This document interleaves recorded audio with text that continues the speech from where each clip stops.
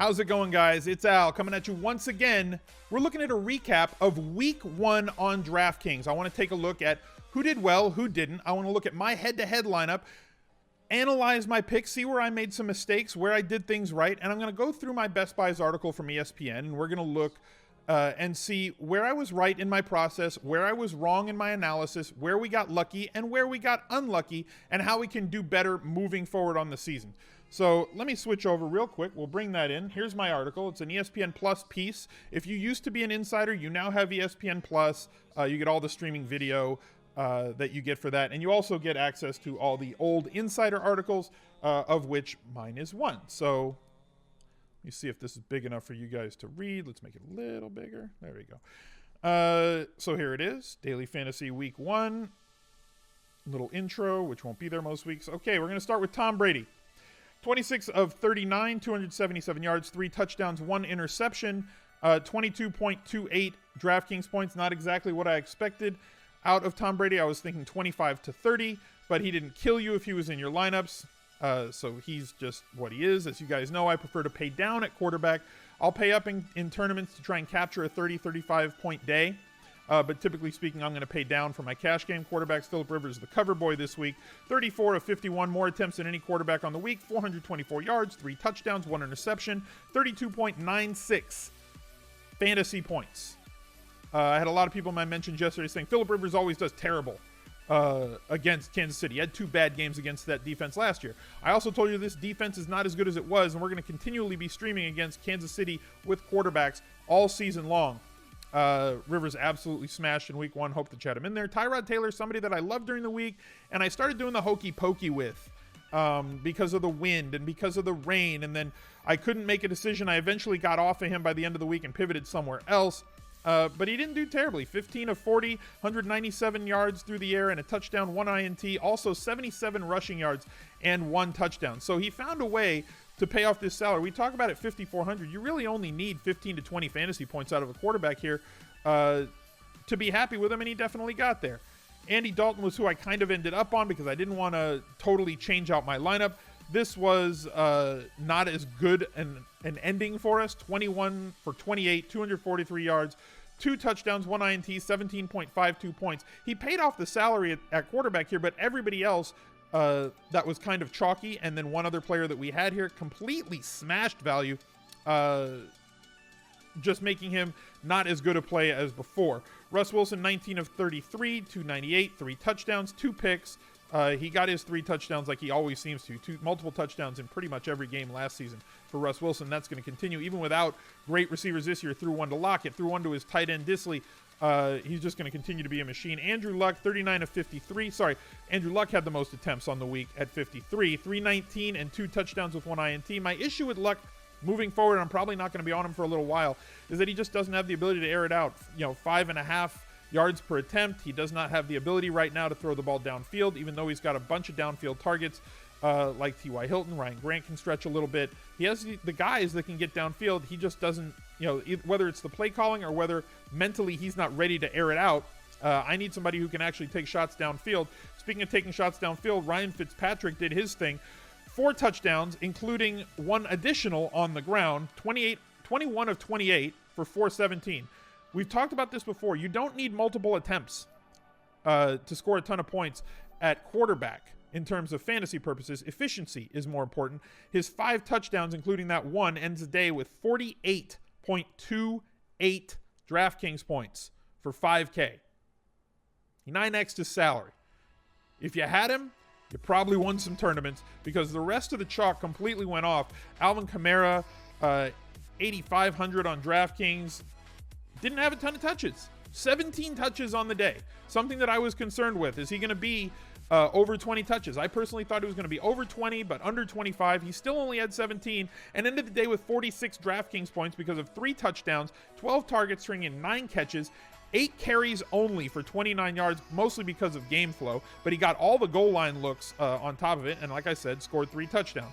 Absolute smash for him. Alex Collins, this was a mistake. This did not work out well for us.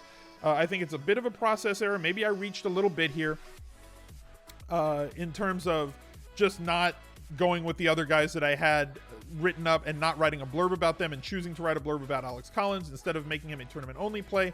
He became a core-ish play for me, somebody that I didn't play in my cash game lineup, but I had a lot more of, like I said in this article, I had a lot more percentage of him than the field. I was overweight versus the field on Alex Collins. It did not work out. He fumbled early after getting an early touchdown. Only 7 carries, no volume. 1 catch on 1 target. Did score the touchdown, 7.9 DraftKings points in a game where his team rushed the ball over 30 times, had 3 touchdowns on the ground. And then they all came out because they were winning by 40 in the fourth quarter. Yes, he fumbled during the game. Yes, it hurt his snap count, but he was in and got a goal line carry after that in the third quarter. So it's not like he was benched in the second half. It's not like he was benched completely after the fumble. They did reprioritize a little bit more to Buck Allen. In the fourth quarter, you did see a touchdown out of Dixon as well. I think that Alex Collins is certainly going to lead this team in touches at running back, although he did not in week 1. This was just a weird situation. I'm going to continue to pick on the Bills as we move along. I'm going to try to do it with higher volume running backs moving forward. So I'll take the L on him most certainly. Rex Burkhead. The concern for a lot of people with Rex Burkhead was that they thought that he was going to be in a timeshare and not get a lot of snaps and not do this and that, Bill Belichick, and we don't know what they're going to do. Last year, he played 38% of the snaps from week 10 on. Yesterday, he played 50% of the snaps. He had 18 carries for 64 yards. He had 3 targets. He caught 1 of them. He had 7.9 DraftKings points. I still contend that he was mispriced, and we got a little bit unlucky here with the scoring, but we also pivoted off of him to get to James Conner because, as we said on the Sunday Anti-Tinkercast, that was the pivot, and that was the guy that you're going to end up going with. If Conner never materialized, you probably stick with Burkhead and get burned a little bit more in cash, but you didn't.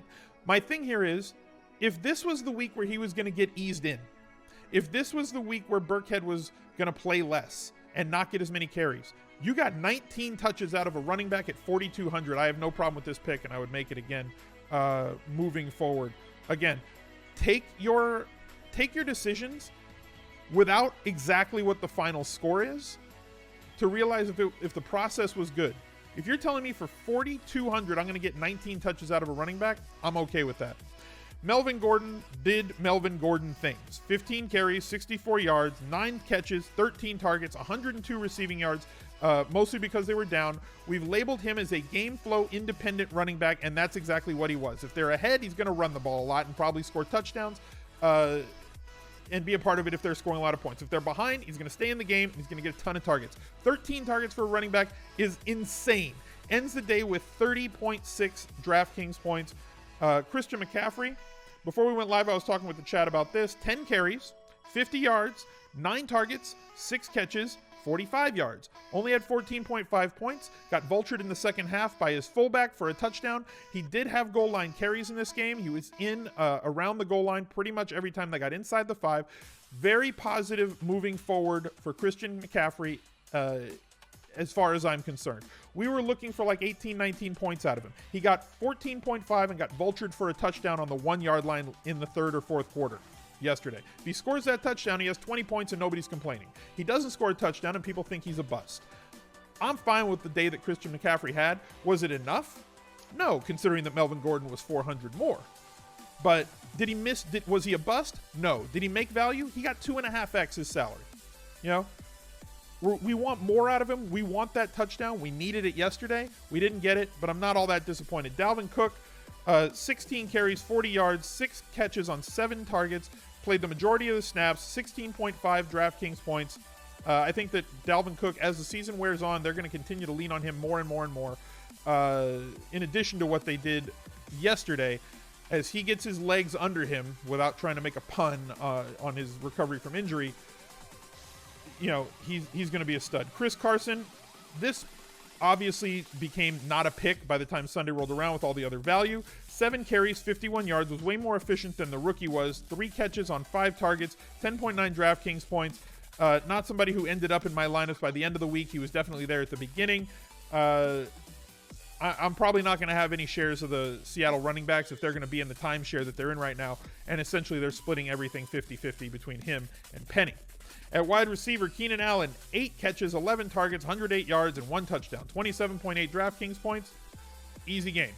AJ Green, 6 catches, 8 targets, 92 yards, 1 touchdown, 20.2 DraftKings points. I'm going to talk about him a little bit more when I get to my cash game lineup, as I had him in there. He also dropped a touchdown. The touchdown would have given him 6-7 more points, a couple more yards, which would have gotten a 3-point bonus on DraftKings. The day looks completely different if that ball does not fall out of his hands, and on the next play, a touchdown goes to John Ross. Keelan Cole, 3.8K. You got 3 catches on 4 targets, 54 yards for 8.4 DraftKings points. Didn't get the target share that I wanted. I'll take the L here. That's fine. None of the value wide receivers really went off. You could have pivoted from him to Ellington, who did score a touchdown.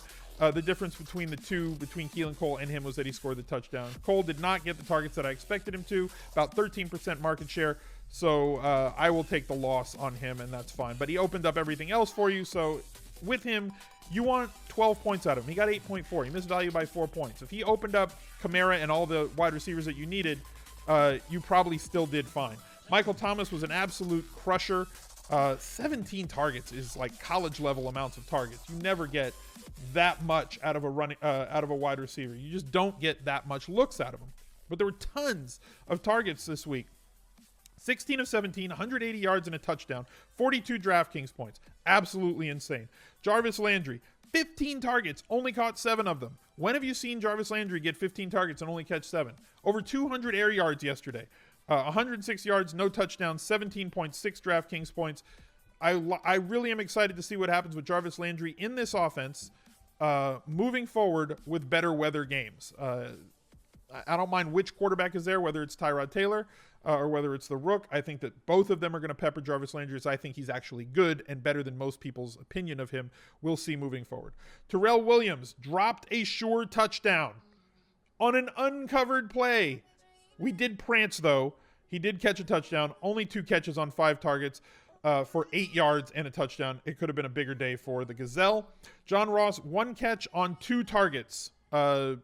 He did play a ton of snaps. He just didn't get a ton of looks against a team that's ill-equipped to stop him down the field. And that he beat down the field and then dropped the ball in the last game of preseason against the Ones when they played Indy there.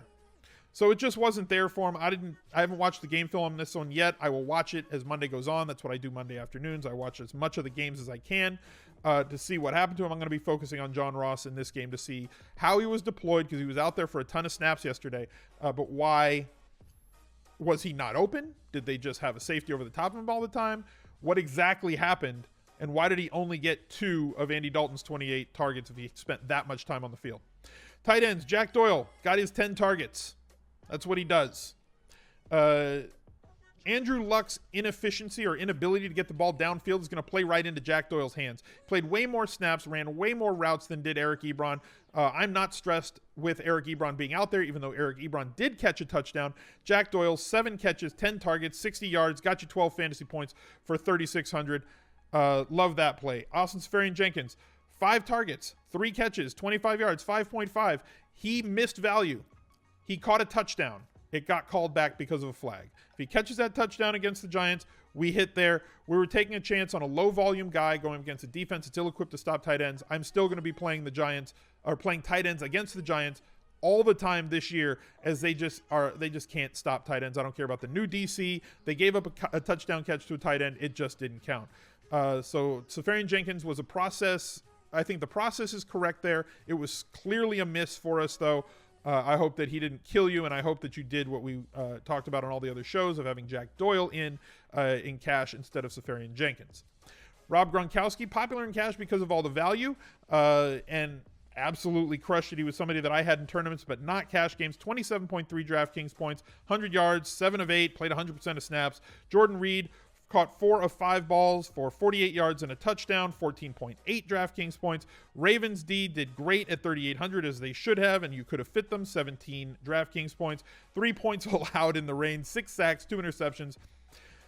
If you want to pay up at defense, just pay for the defense against the Bills pretty much all year. It's going to be there for you as long as they've got Josh Allen or Peterman at quarterback. Those guys are just, they're not good enough to face off against a quality defense, and the offensive line is weak as well. They're going to be under pressure and under siege all day, every single week. Patriots defense, only 2,400. 20 points allowed. Most of them came late. 3 sacks, 1 interception, 1 fumble. Got you 8 points for 2,400. If you needed the value, that was the one. In terms of best buys, I think we did all right this week. I'm going to take a look at my cash game lineup. And here's the thing. This is a 4-man tournament that we play for the Edge podcast. You see Adam Levitan, you see CSU Ram, you see Evo Kondo, who won the final listener league of last season and got entrance into the tournament for week 1. I came in second by 6 points to Adam Levitan. Cash game. Andy Dalton, James Conner went nuts. Only 50% owned in the 4-man. Shocked. Should have been 100% owned. Alvin Kamara, Keenan Allen, 75% owned. Keelan Cole, I was the only guy to have just refused to pivot. Fine. That's my mistake. But again, I still don't think he killed me here. I will tell you who did. AJ Green, 20 points. He did all right. I was the only guy on him. Jack Doyle, 12. Christian McCaffrey, 14. Patriots, D, 8. Here's my mistake. I didn't go for the obvious, right? I didn't go for the obvious, and the obvious did well. Emmanuel Sanders, here's my mistake at 5K. 1, I didn't write him up. Don't know why. Obvious miss on my part. Talked about him on the podcast. Talked about him in other places. Just didn't write him up and didn't play him in cash. I had shares of him in tournaments. Don't know why he was not in my main lineup on DraftKings, considering that he was only 5K. You know, he was 5K. And I know that Keenan prefers the slot. And I fell in love with AJ Green, who did well. And again, dropped a touchdown and would have had 30 fantasy points. But AJ Green's 7,300. And as much of a value hunter as I am, that extra 2,300, because I had to come up to Andy Dalton from Tyrod, which made me come down off of MG3 to Christian McCaffrey. McCaffrey had 14. Melvin Gordon had 30.6. Andy Dalton had 17. Tyrod Taylor had more. Right? So that one switch because of rain here, that 2v2 just cost me a ton there. And this one here is what ends up costing me, because that 2,300 extra could have gone to paying up for the Ravens defense here. Could have gone to turning Keenan Cole into a mid 5K running back or wide receiver here. You know, somebody like Jarvis Landry, which would have been the dream lineup, right? For me, having, for cash. I shoot for 150 DraftKings points because in most weeks, that will get you money. That's all it takes. You get 150, you should be profitable. This week, I scored 192 because all these guys went bonkers. Connor went bonkers. Kamara went bonkers. Allen did great. Emmanuel Sanders had his 32 fantasy points. The Ravens had 17. All the chalk plays went nuts. So the cash line in 50-50s this week was over 200. I had what was, let's see, I played 147 head-to-head games on DraftKings. I won 79 of them. Okay? So kind of a middling week, 50th percentile. Based on cash games on DraftKings in 50-50s and double-ups, I had a 45th percentile score, and I think I cashed in like 2 of the tons of 50-50. So a losing week for me in cash as a result of a 45th percentile lineup. But based on the tournaments, Kamara and Connor were 75% owned in cash, but only 25 and 30% owned in tournaments. So we're going to have the discussion as the weeks go on. Are cash games becoming way too efficient? And should we really be focusing on tournaments moving forward, because we can leverage the field with the absolutely great plays that we know are going to get touches and targets at mispriced places, because everybody's going to look for reasons to be contrarian. Something we're going to have to view and look at as the season goes on, and be ready to and willing to be flexible and move things as we move through the year. Okay? That's going to do it for this video. I hope you guys liked it. Click that like button, hit subscribe, mash that notifications bell so you can know when I'm live, and be sure, there's a sub button right here. There's another video for you to watch on this channel. If you wouldn't mind clicking some of those, I would be greatly appreciative. We'll see you next time, guys. Bye.